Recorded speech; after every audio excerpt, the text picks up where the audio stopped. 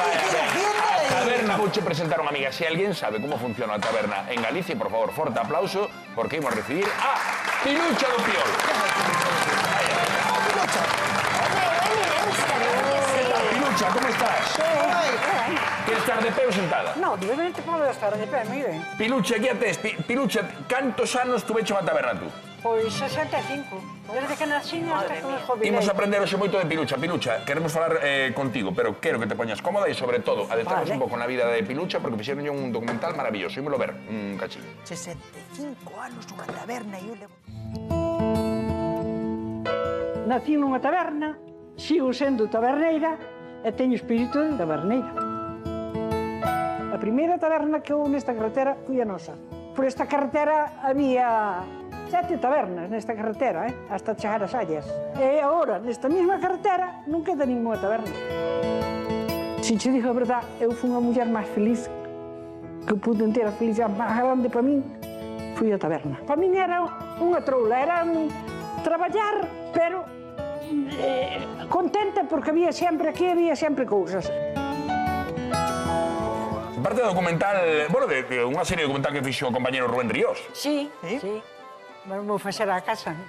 65 anos nunha taberna en Negreira, non? No, en Negreira non, a 2 kilómetros de Negreira. A 2 que chamaban Jonte Gándara. Ponte, pero dentro do Concello de Negreira. Dentro do Concello de Negreira, claro.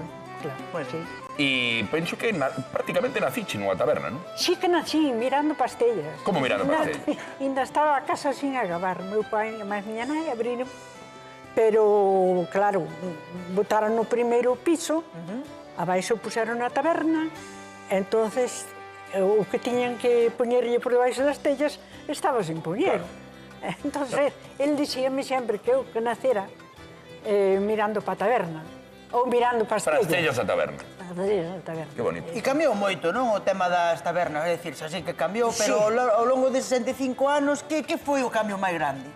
Pois o cambio máis grande que foi que cando morreu meu pai, no ano que morreu meu pai, claro, eles fixeron unha casa, non? Pero era unha casa de pedra e daqueles tempos, pois, revestíase con barro e pintura, non estaba. Entonces a taberna, pois, tiña falta dun arreglo. Entonces o meu marido, Juan, a máis a filla, cando morreu o papá, dixeron, mira, é mellor cerrar a taberna se non hai que arreglala. Sí. Entonces eu dixenlle, bueno, pero quedei así, bueno. E arreglastes? No. No? Fomos pa cama, e cando ele marchou para facer que ele andaba con un camión, encontroume chorando na cama. Eu dixen, se me serrade a taberna, non sei o que será de min. E tivemos que arreglar a taberna. E arreglaron a taberna. Arreglamos a taberna, que... É que é unha mágoa, pero estamos vendo fotografías da taberna e realmente cada vez quedan menos tabernas desde toda a vida, queda menos xente no rural. No rural, pero eran os centros de encontro e, sobre todo, onde se xuntaban os maiores e os pequenos. Eso foi na miña jubilación. Eran 200 persoas. Cando cerré a taberna, invitei aos veciños todos.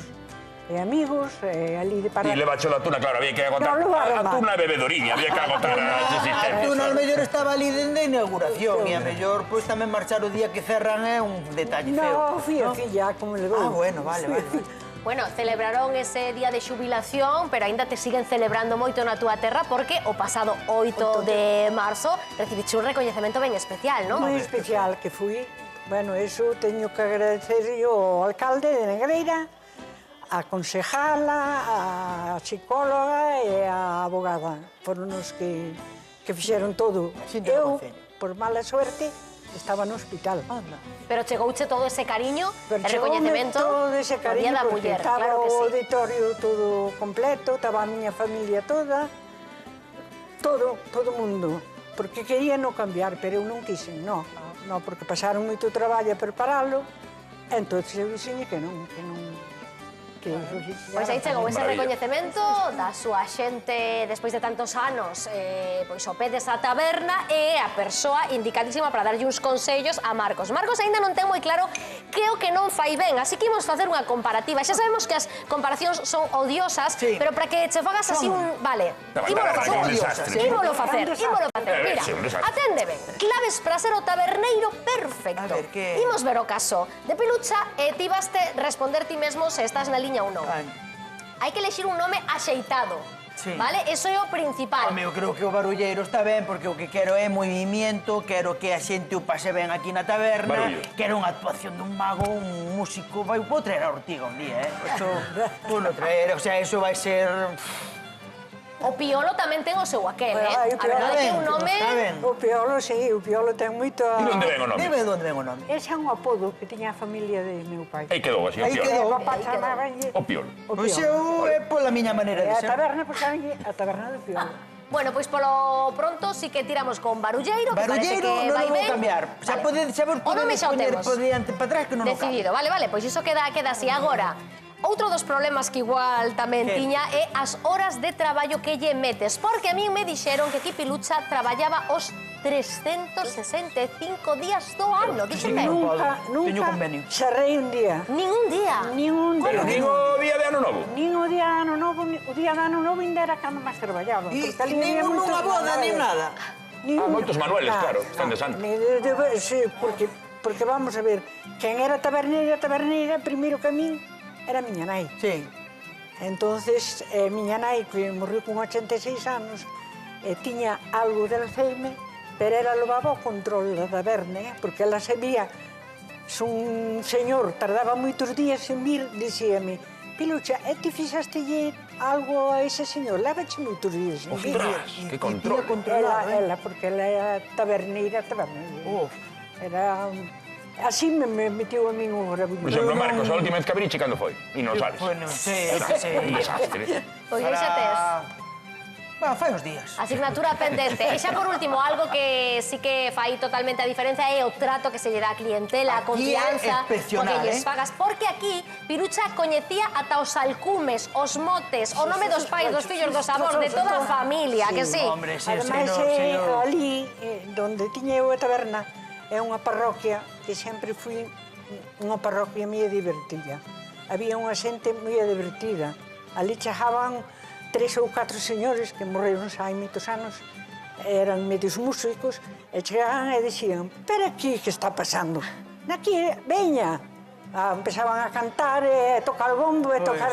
Tiña un señor que me pedía a escoba de barrer. Eu dixe, para que quere a escoba? Non, ya dixo, tírame a escoba. E tocaba na porta, tocaba ca escoba. Cascova. Eso a min famo a min e marchan pola porta. Pero despois, cando cambiamos as portas, tamén me pedía a escoba. Eu dixen, no, ya, no, se non che deixa a escoba, senón escarajas na porta. Claro. Eu tamén dixei o nombre a todos, Sí, a ver. Claro. Mira, eu está aquí, o que está aí, depois está a xente dos porcos, a que fai o Xente servizo. dos porcos, que bonito. É o alcume que teñen é o alcume, que dos teñen, o Carballo, despois están ali todos, tanto Marcos, tens que aproveitar, non negarás que hoxe tivemos o unha que visita. fala ben, a que baila ben, son todos alcumes que teño, e o señor do chorizo. Pois xa tenemos a Pilucha do Piolo Pilucha. Moitísimas grazas por visitarnos hoxe. Ben merecido a homenaxe que che fixeron no teu pobo o día 8. Ainda che tían que facer unha estatua, porque non é toda unha vida dedicada a unha taberna. Eu creo que tiveche toda unha vida dedicada ao teu pueblo, que é unha maravilla. Doi un aplauso a Pilucha. Moitas grazas por visitarnos. E unha pena que non esteas por Noia, que che quedaba cerca de Negreira.